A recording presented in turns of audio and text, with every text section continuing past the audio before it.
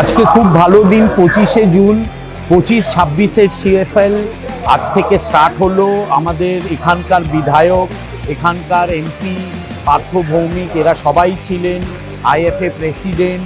একটা খুব উন্মাদনের প্রোগ্রাম হলো, গান বাজনা হলো, মাঠে ক্রাউড আছে, খুব ভালো এটা ওপেনিং সেরেমনি হলো। সিএফএল 127 শুধুমাত্র SSEN-এ।